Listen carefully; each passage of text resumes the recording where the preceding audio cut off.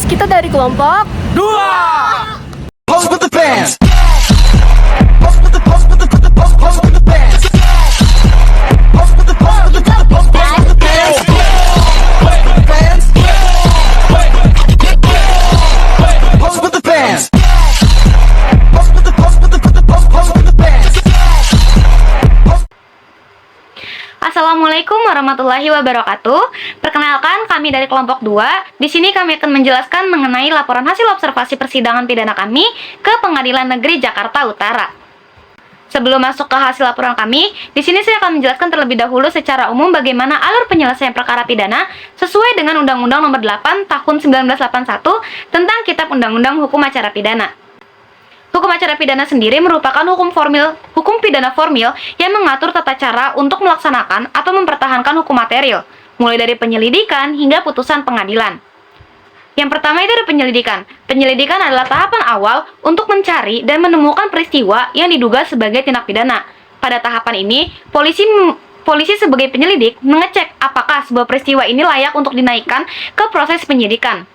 Oke, setelah ditemukan dugaan tindak pidana, proses ini masuk ke proses penyidikan. Di sini, penyidik ini mengumpulkan bukti-bukti untuk membuat terang suatu perkara dan menemukan tersangkanya. Dalam tahapan ini, beberapa upaya paksa ini dapat dilakukan, seperti yang pertama, adanya penangkapan. Penangkapan ini digunakan untuk membatasi sementara kebebasan bagi tersangka. Yang kedua ada penahanan, menempatkan tersangka di rutan atau rumah atau suatu kota. Yang ketiga ada penggeledahan, memeriksa rumah atau badan tersangka untuk mencari suatu barang bukti. Yang keempat ada penyitaan, mengambil benda yang berkaitan dengan tindak pidana. Yang kelima ada pemeriksaan surat, membuka surat atau komunikasi lain yang diduga terkait perkara dengan izin pengadilan. Selanjutnya ada penuntutan. Setelah bukti-bukti yang dianggap cukup jelas, jaksa sebagai penuntut umum melimpahkan perkara ke pengadilan negeri untuk diperiksa dan diputus oleh hakim. Dan selanjutnya, pemeriksaan di sidang pengadilan. Pengadilan ini memeriksa apakah suatu perkara yang dilimpahkan termasuk kewenangannya. Jika iya, sidang ini berjalan dengan tiga kemungkinan bentuk pemeriksaan. Yang pertama ada pemeriksaan biasa, yang kedua ada pemeriksaan singkat, dan yang ketiga ada pemeriksaan cepat. Pengadilan Negeri Jakarta Utara adalah lembaga peradilan tingkat pertama di bawah Mahkamah Agung yang menangani perkara pidana dan perdata di wilayah Jakarta Utara. Gedung PN Jakarta Utara berlokasi di Sunter Agung, Tanjung Priok. Fasilitasnya meliputi PTSP sebagai pusat layanan administrasi perkara, area tunggu, musola, toilet, ruang laktasi, serta akses ramah disabilitas. Terdapat juga ruang-ruang sidang yang digunakan untuk memeriksa perkara pidana maupun perdata.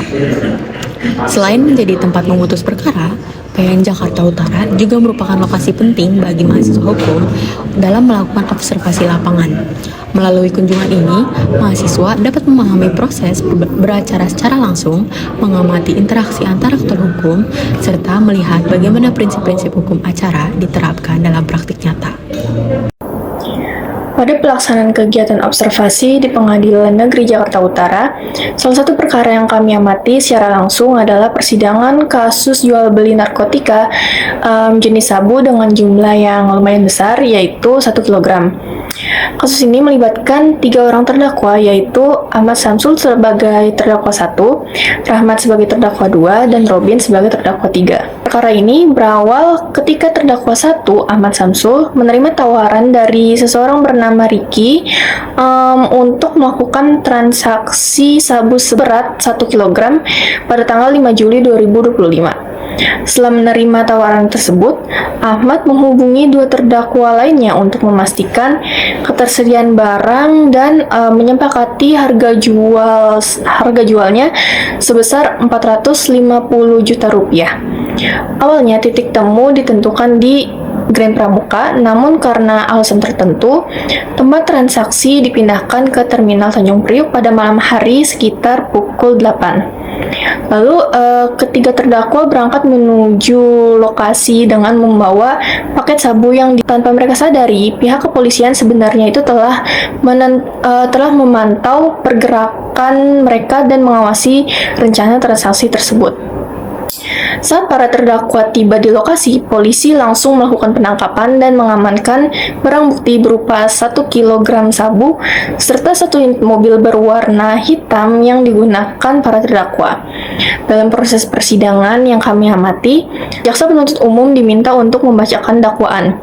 Lalu jaksa mendakwakan para terdakwa dengan pasal 114 dan pasal 112 UU Narkotika. Setelah berdiskusi singkat, para terdakwa menyatakan tidak mengajukan eksepsi dan menerima dakwaan tersebut.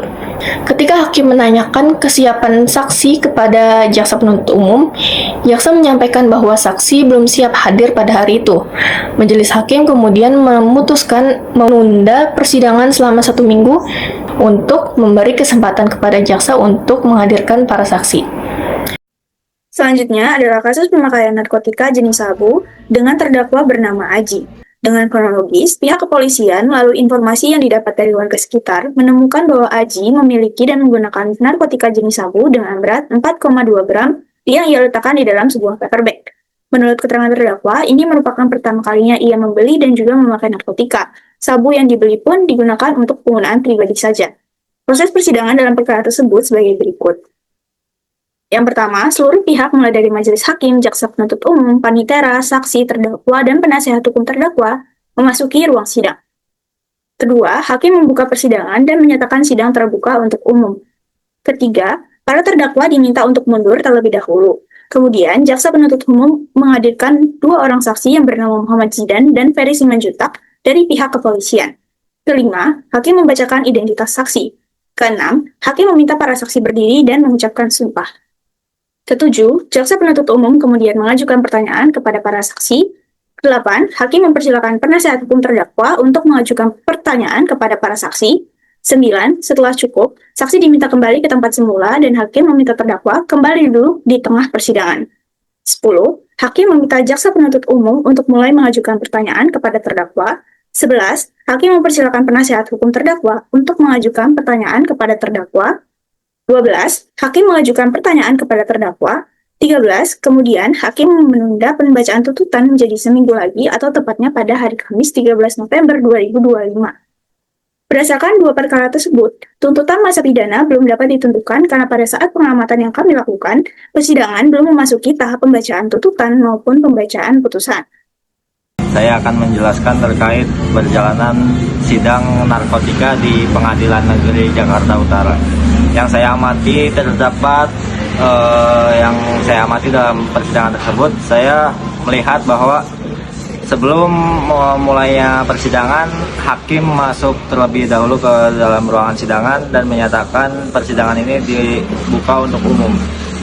Setelah hakim ketua duduk dan hakim 2 lainnya duduk, di situ hakim bertanya kepada saksi terkait tindak pidana yang dilakukan oleh terdakwa.